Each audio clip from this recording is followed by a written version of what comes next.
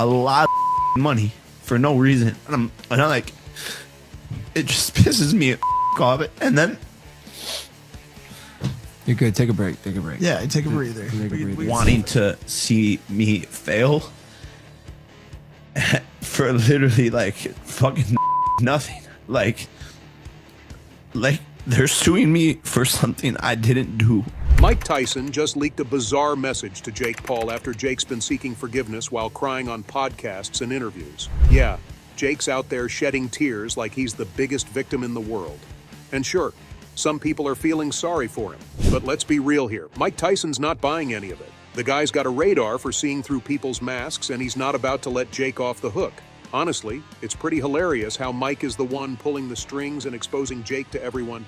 Now Jake's got to face the music and deal with the fallout of his own actions. Now, if you don't know how Mike exposed Jake, let me fill you in.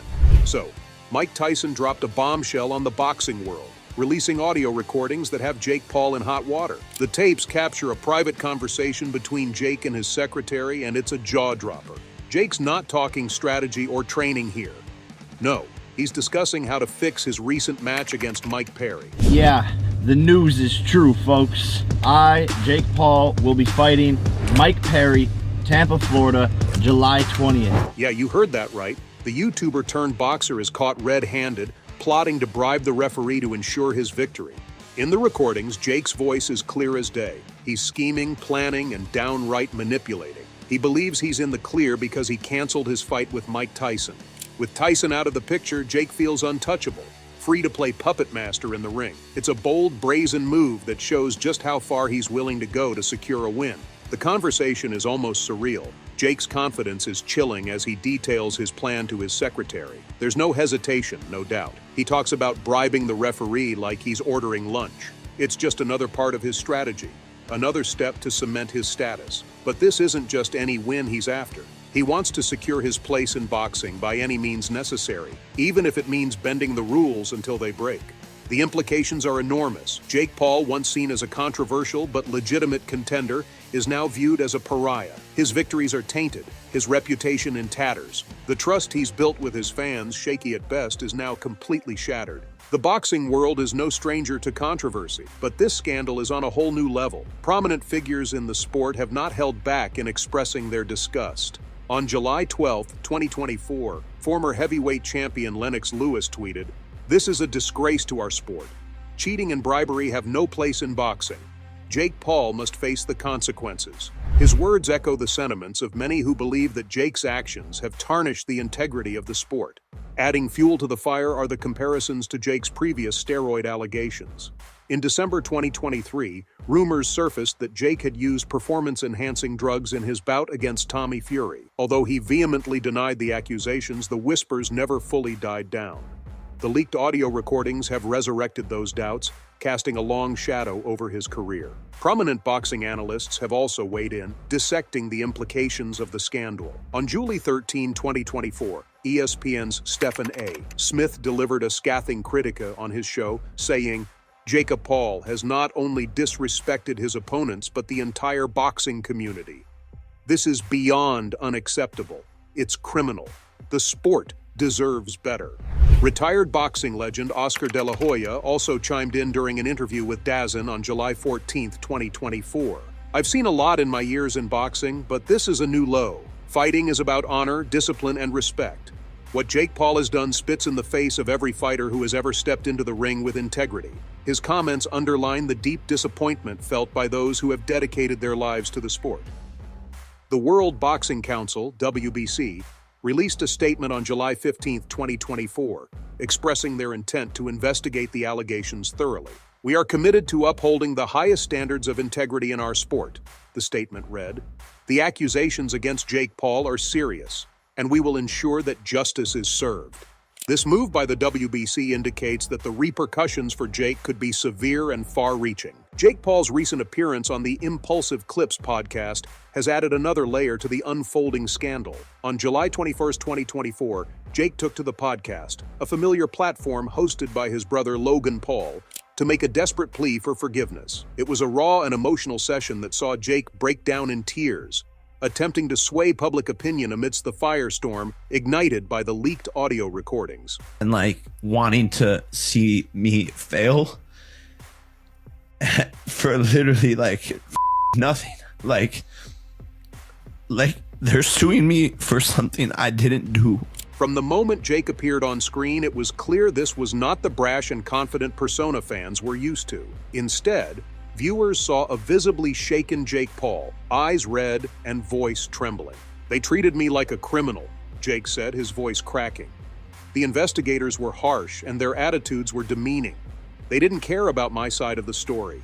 They just wanted to tear me down." These claims of mistreatment were a stark contrast to the image of Jake Paul that many had in their minds. A figure often seen as arrogant and unrepentant. Here he portrayed himself as a victim of a biased investigation, hoping to elicit sympathy from his audience. "Those audio clips, they're not real," Jake insisted. "I don't know how they did it, but they've been fabricated. I would never do something like that.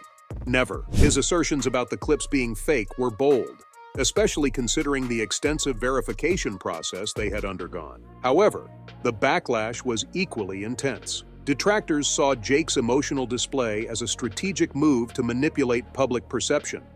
Comments ranged from outright disbelief to scathing critiques of his character. On Twitter, boxing commentator Max Kellerman wrote, "Jake Paul's tears don't change the facts. The evidence is there, and no amount of crying will wash away the truth." This sentiment was shared by many who felt that Jake's emotional plea was more about damage control than genuine remorse. Like, on God, it's just the most thing.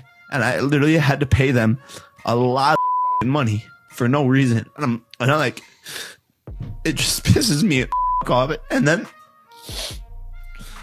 You're good. Take a break. Take a break. Yeah, take a breather. Take a We breather. can sit for a second. The mainstream media also took notice, with outlets like CNN and The Guardian running headlines about Jake's dramatic podcast appearance. On July 23, 2024, an article in The Guardian dissected Jake's claims, noting, "While Jake Paul presents a compelling narrative of victimization, the hard evidence provided by audio experts cannot be easily dismissed. His plea raises questions about the reliability of digital forensics, but the core issue remains the integrity of the sport." This balanced approach highlighted the complexity of the situation, acknowledging Jake's claims while also emphasizing the verified authenticity of the recordings. As the days passed, the debate over Jake Paul's innocence continued to rage. On July 24, 2024, a panel discussion on ESPN's First Take featured boxing experts debating the fallout. "Jake's breakdown on impulsive clips was dramatic," said panelist Molly Karam. "But we have to look at the facts. The audio has been verified by multiple sources.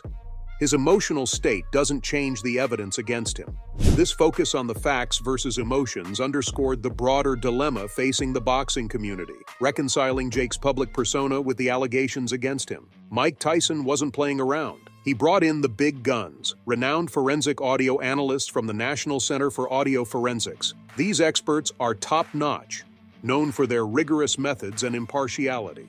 Leading the charge was Dr. Jane Collins, a heavyweight in the field with over 20 years of experience in audio verification. And they're like, "Yo, your son has to pay this." Like, it just like so stupid, and like so much time, effort, and energy.